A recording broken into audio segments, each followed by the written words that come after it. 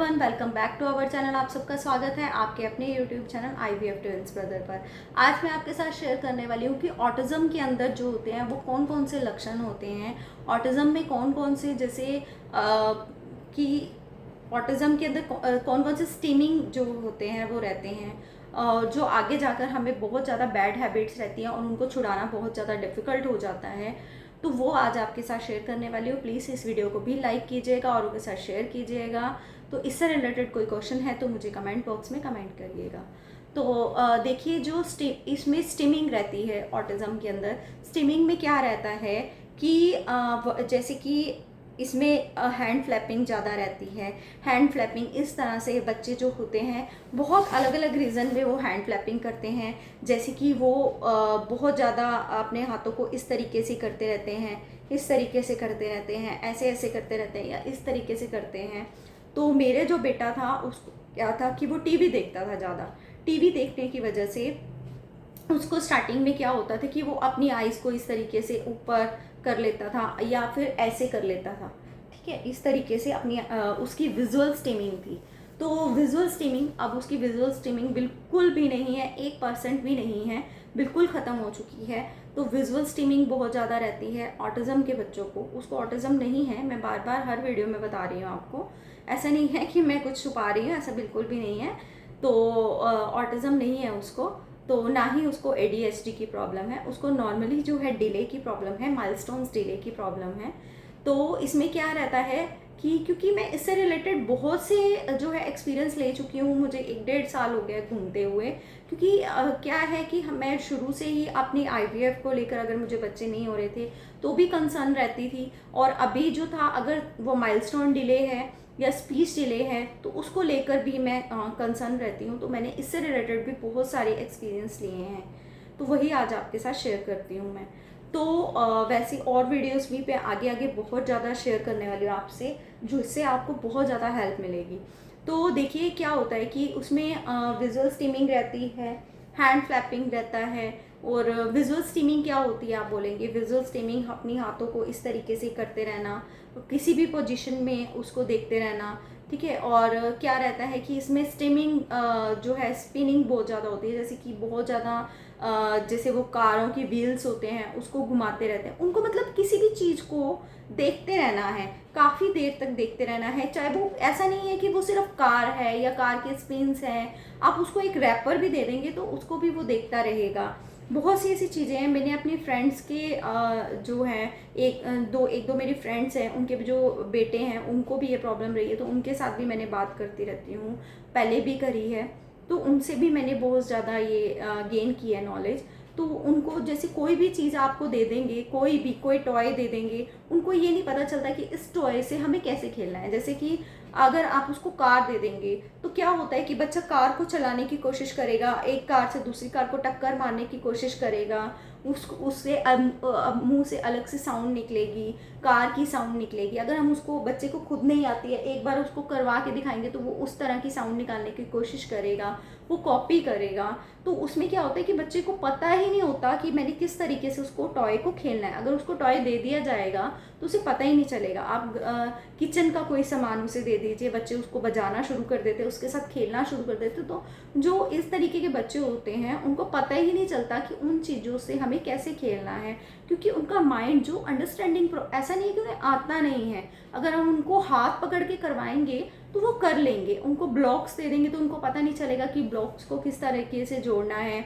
बहुत से जैसे डेवलपमेंट टॉयज़ होते हैं, उनको नहीं पता चलेगा कि उसको किस तरीके से करना है, क्योंकि उनको अंडरस्टैंडिंग प्रॉब्लम रहती है, उनको बिहेवियर प्रॉब्लम रहती है। उनको देखिए इसमें ज़्यादा ऑटिज़म को बहुत ज़्यादा समझने की ज़रूरत नहीं है। इसमें मेनली क्या होता है कि उनको बिहेवियर प्रॉब्लम रहती है, उनको अंडरस्टैंडिंग प्रॉब्लम रहती है। अंडरस्टैंड मतलब कि उन्हें पता है कि इस चीज़ को क्या कर सकते हैं, लेकिन मतलब कि मेरा कहने का मतलब है कि उनको ये वो कर सकते हैं, लेकिन उनको ये पता नहीं होता कि इसको करना कैसे है।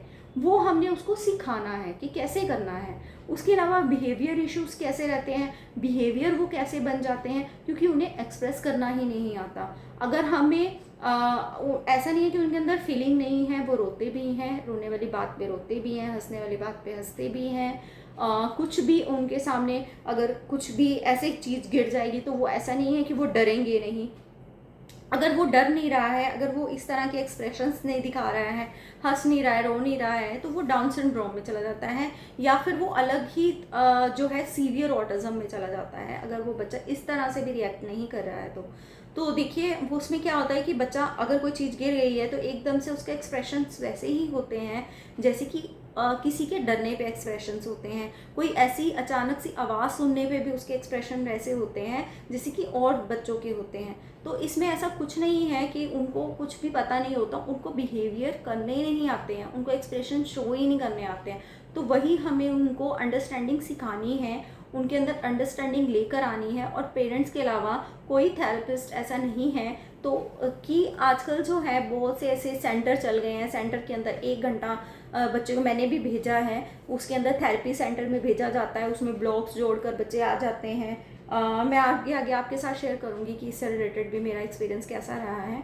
तो इसमें क्या होता है कि बच्चे ब्लॉग्स जोड़कर आ जाते हैं, अपना टाइम पास करके आ जाते हैं, वो महीना साल 6 महीने ऐसे निकालते रहते हैं। तो कई बच्चों को बिल्कुल इम्प्रूवमेंट नहीं होता और कई बच्चों को इम्प्रूवमेंट हो जाता है, वो उनको नेचुरली तरीके से इम्प्रूवमेंट हो रहा होता है, क्योंकि उन कितने बच्चे जो होते हैं वो थेरेपी सेंटर में मैंने देखा है वो अलग अलग तरह से बच्चे को ट्रीट करते ही नहीं है, कुछ सीवियर है, कुछ माइल्ड है, कुछ मॉडरेट है, कुछ अलग अलग तरह से बच्चे आते हैं उनके पास, तो उस तरीके से उसको रिएक्ट करते ही नहीं है। वो सभी के साथ एक ही जो है टेक्निक यूज़ करते हैं, जिस टेक्निक कहने का मतलब है, अगर ब्लॉक्स हैं, आप बोलेंगे कि ब्लॉक्स है तो ब्लॉक्स तो लगवाएंगे ही वो, लेकिन वो बच्चा अपना इंटरेस्ट भी तो होता है। जैसे कि अब माइल्ड बच्चा है, अगर अब उसको एक बार हाथ पकड़ के करवाएंगे, दूसरी बार करवाएंगे तो तीसरी बार वो डेफिनेटली करेगा। मॉडरेट है, उसको 10 बार कराएंगे तो 11 बार वो डेफिनेटली करेगा। सीवियर बच्चा है, उसको समझ में नहीं आ रहा है, उसको किस तरीके से हम कराएंगे वो तरीका एक पेरेंट्स के अलावा कोई नहीं जान सकता, कोई थेरेपिस्ट नहीं होता। तो ये सारे जो तरीके हैं वो आप खुद ही उससे रिलेटेड ट्रेनिंग लेंगे तो आपके लिए बेनिफिट रहेगा। तो इसीलिए मैं आपके साथ ये शेयर कर रही हूँ, इसको अवेयरनेस के लिए शेयर कर रही हूँ, क्योंकि बहुत से बच्चों के अंदर ये ज़्यादा प्रॉब्लम आनी शुरू हो गई हैं और बहुत से बच्चे जो हैं इसको जो है पेरेंट्स जो है इसको लेकर परेशान हो रहे हैं। जैसे IVF था वैसे ही इस चीज़ को भी लेकर परेशान हो रहे हैं। तो यही सारी जो है पेरेंट्स की और आजकल स्कूल्स भी ऐसे हो गए हैं, प्ले वे हो गए हैं, कंपटीशन हो गया है, तो ये सारा बर्डन हमारे को मिलकर जो है इसको और कॉम्प्लिकेटेड बना देता है। तो इससे घबराने की कोई ज़रूरत नहीं है, जितना हो सके आप पेरेंट्स ही इसको जो है सुधार सकते हैं बच्चे को। तो इसलिए पेरेंट ट्रेनिंग प्रोग्राम बहुत से आते हैं, वो आप ज्वाइन कर सकते हैं। डॉक्टर इससे रिलेटेड कुछ मेडिसिन भी प्रिस्क्राइब करते हैं, सॉरी। तो इसमें क्या रहता है कि अगर बच्चा हाइपर एक्टिव है एक जगह, नहीं देखिए कोई भी बच्चा अगर बैठेगा ही नहीं तो हम उसको एक्टिविटी नहीं करा सकते, कोई बच्चा अगर फोकस अटेंशन नहीं करेगा तो हम उसको नहीं करा सकते। तो ये सारी चीज़ें जो कि मेडिसिन भी प्रिस्क्राइब की जाती हैं और ये एक पेडियाट्रिक न्यूरोलॉजिस्ट को ही आप दिखाएंगे, जो बहुत से ऐसे पेडियाट्रिक भी होते हैं, चाइल्ड भी होते हैं, अडल्ट भी होते हैं, लेकिन आपको जो पीडियाट्रिशियन कंसल्टेशन से ही कंसल्ट करना है, जो कि पेडियाट्रिक न्यूरोलॉजिस्ट होते हैं, उन्हीं से कंसल्ट करना है। ऐसे नहीं है कि किसी भी जो है स्टार्टिंग में हम अपने बच्चे की कुछ माइलस्टोन्स डिले होते हैं तो हम नॉर्मली जो है डॉक्टर जिनसे हम उनकी सर्दी जुकाम बुखार की मेडिसिन लेते हैं उनके पास ही सबसे पहले हम जाते हैं। उसके बाद हम क्या करते हैं कि नॉर्मल जो सेंटर्स खुले हुए होते हैं वहाँ पर चले जाते हैं। नहीं, आपको जो पेडियाट्रिशियन है न्यूरोलॉजिस्ट उसी को दिखाना है, वही आपको प्रिस्क्राइब करेंगे कि बच्चे को किस तरह की प्रॉब्लम है। तो क्या होता है कि मेरे जो टॉपिक हैं वो बीच बीच में वो जो कंबाइन हो जाते हैं, तो अलग अलग जो है मैं टॉपिक को अपने नाम दूंगी, अलग अलग बताऊंगी आपको। अभी मैं सिर्फ आपको नॉलेज के लिए बताती रहती हूँ कि आपको क्या करना है और कैसे करना है। तो आई होप कि आज की वीडियो भी आपको पसंद आई होगी। पसंद आई तो प्लीज़ इसे ज़रूर लाइक कीजिए और उसके साथ जितना हो सके इसे शेयर कीजिए। तो यहीं पर अपनी वीडियो का एंड करूँगी। राधे राधे।